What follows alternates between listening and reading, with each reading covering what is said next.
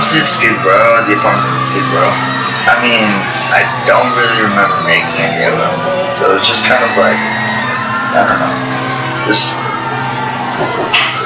however I was feeling those nights. I don't really remember them, but I just threw a bunch of random songs that I made all fucked up together, and it came out and turned into Hellboy. You don't even know what I've been through. You don't gotta let me bitch through. Going on my phone like I miss you. Love you by the way that I kiss you. You don't even know what I've been through. I mean, there was a lot of music that was made here, but there was just a lot of like crazy turn-ups here. Like I remember we would throw parties where we would like charge people money and then just use that money to like pay rent. That was fun. We filmed Ned's place in here. Like they were all right here, just a table, and like we would just like get a bottle and do like the podcast and just talk until we finished the alcohol. And that shit was mad funny. You guys, our guests are back. We forgot our phones. Last words? Okay. I forgot my phone, but here, I need some last words. Talking the tip. Alright, I'm gonna talk into the tip. Talk about Hellboy. Talk about Hellboy? Yeah, real quick. A brief moment. This will drop before then. Alright, I got Kanye on there. That's easy. Yeah. Alright. Peep, last So yeah, Hellboy features Kanye. Last words hit me September up. 25th. Last September words hit me up 25th if you it guys dropped. are Good checking music. it out. I remember he made that song OMFG just like sitting right here in like a fold-out chair, and he put the mic on like a footstool in his computer, and he just like was singing right here, and there was like hella people around, and he was like screaming that song. I can't hear what you're trying to say. My light shining on the side of your face. Bro, when he was recording Hellboy, that shit was so like hella inspiring, because he recorded some of it at the loft, and he'd be like, all right, shh. And he would just scream his lungs out in front of everyone. And I couldn't do that shit. It's just like, ah! Like fucking up and all. Like, I was like, damn, that's hard. Why the fuck is everybody the same? Fuck my life, tell that bitch I'm insane. He didn't like half-ass it. He would like literally scream into the mic as loud as he possibly could, and just not caring what anyone else in the room thought. There's like sweat pouring down your face, and you're like screaming, like, you know, your voice is cracking and stuff. Like I feel like that exemplifies like how his music was driven by passion. I just knew that music was what I loved to do, and I knew that if I did what everyone else did who inspired me in the underground, and just went and got a microphone and a computer and an audio interface, spent $300, and then you have the whole world in your hands, literally. You just need the talent and the hard work at that point. Is Peep over there? We don't know. What do you want to say to the people? I just want to say Sketta Gang, Baby Mob, On Top, GBC, shouts out everybody. Shout out my boy Diz. Shout out everybody. Shout out Home Movies. Love you all. Very positive. Shout out Smokestack. Hey, if you see Peep, tell me. But like the loft basically was just, it was this non-stop music thing. Like I remember I actually made the beat for Cobain for Peep, and the beat I exported it as I feel like shit and I'm laying next to Peep's mattress. How did you feel tonight? Man, I felt pretty good, bro. I was high as shit. You feel me? It almost seems fake now that I think about it. It was just like it was like anarchy. It's like any total chaos. Like anything goes. Anything. It's just like a fucking big open space. You didn't get noise complaints, so you just had all this freedom. When we were in Pasadena together on couches, and when we were in Whittier on couches, we were under somebody else's roof for real. And then this was our first experience where it was like, this is our shit. Like, this is our fucking world. This stupid little loft is like our world. We can do whatever the fuck we want here. You know, there's no rules.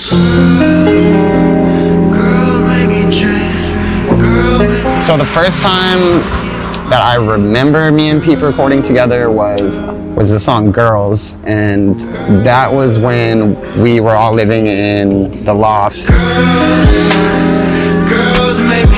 I remember everyone getting super annoyed because he liked to layer his vocals a lot, so we would be doing like, you know, like 10 layers of the same thing over and over again, and people were just like, everyone's just like, you know, shut the fuck up. It's like 6 a.m. Like, what are you guys doing? I kind of like felt shy to do shit in front of other people, but he kind of just had this comforting, like, encouraging vibe.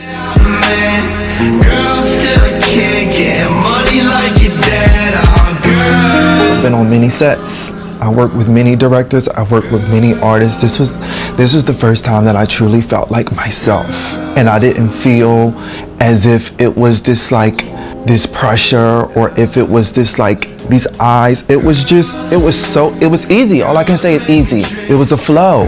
When you're used to being different, you're just so used to always feeling like attack, and everyone is like looking, everyone is nicking, everyone is picking, and just to know that this time it was looking for the right reason.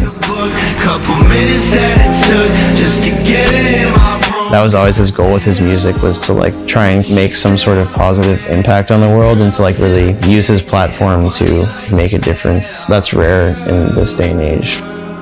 That was the point of that video, was to break gender roles and just spread positivity and let everybody know that, you know, we're all people. I just started to like making music with him more than anybody at that moment. So I would just try to make shit that like I knew he would be able to get on, like OMFG or like Drive By with Xavier Wolf. I would just have him in mind. That was the thing about Pete. See, a lot of times when I do songs with people, I figure out ways to like outshine them technically. You know what I'm saying? Like, but Pete, when he gets on a song, he will be the star of that song, anybody's song, who the fuck who it is. And you could do 3 verses around him if you wanted to. His shit's still gonna bang harder. Like his shit you gonna remember his shit. And I love that shit.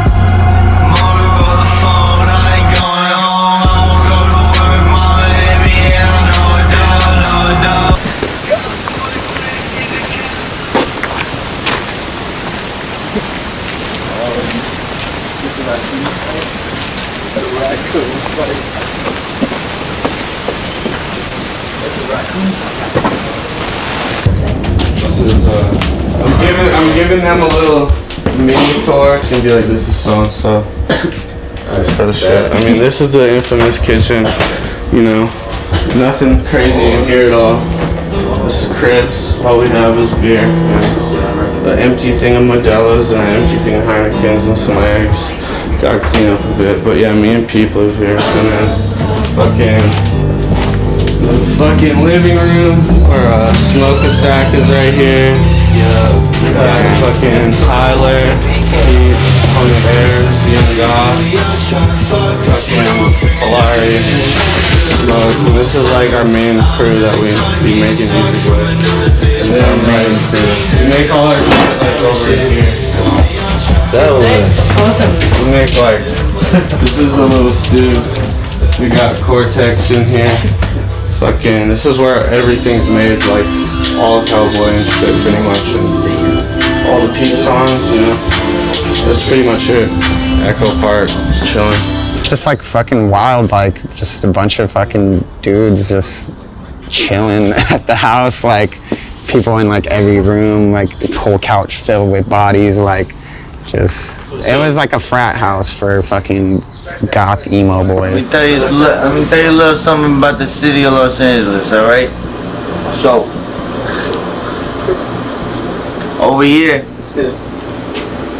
we do a lot of stupid shit, but it comes out smart. Shit, alright? You know what I'm saying? It's all part of a fucking plan that we it's have. It's a big master plan. People don't fucking understand. They don't get it. They're never gonna get it. They never will. Maybe when they're dead, they'll understand. When they're dead. When they're fucking dead. They would be up till like fucking like 7 a.m. like every night, just like recording all the fucking time. It's just like non-stop. A typical recording session with me and Pete, he'd be mixing.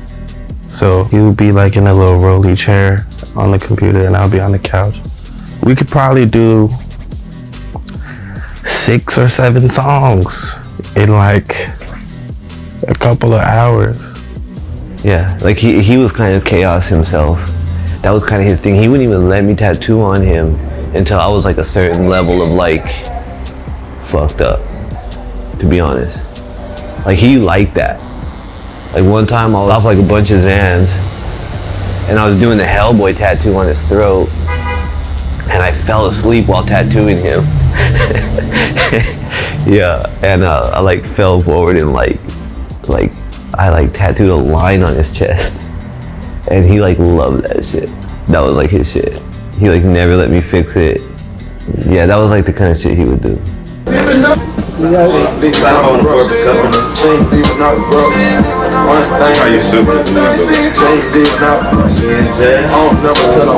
What's good with the album?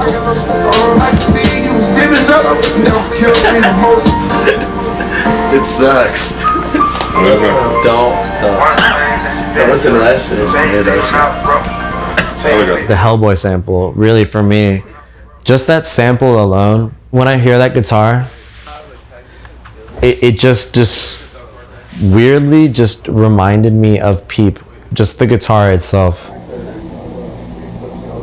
Listen to this beat I made, bro.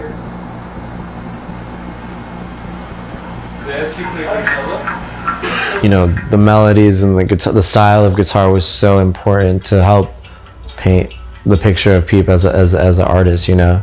Once we made the beat, he wrote to it for like probably 15 minutes. And then that was Hellboy.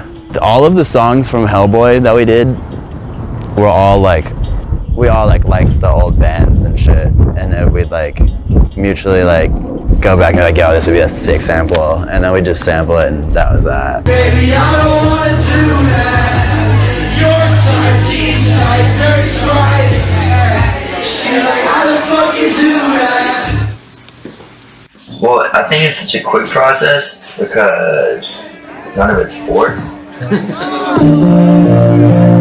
And like I said, I wait, like I'll spend so much time like not working that I feel like that's why I don't get writer's block, because I'm not writing all day like a lot of people do. I just fell in love with a bad bitch. Told me that she loved me too, baby. I'm not having it. Sipping cocaine 'cause I did. I'm like kind of doing the opposite and just like having fun, not having fun, and building up, you know, I don't even know it, but I'm subconsciously like building up content. That's what I'm saying. All that shit was like so natural. It was all done by kids. Like we were just doing it. Like no help. We didn't need anyone else.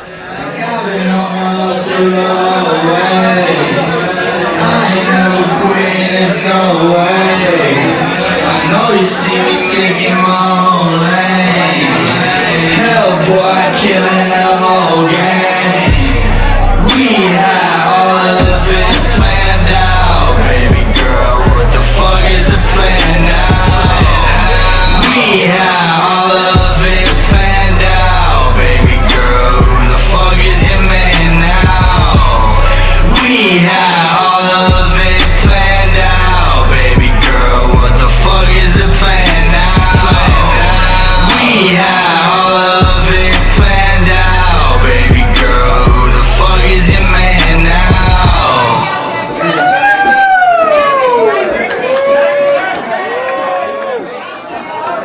There's a lot of shit that I make that's like just weird, like eerie. I would describe it. Like a lot of it's sad, yeah, but a lot of it's like this weird, like kind of music that you kind of want to like turn up to and cry to at the same time.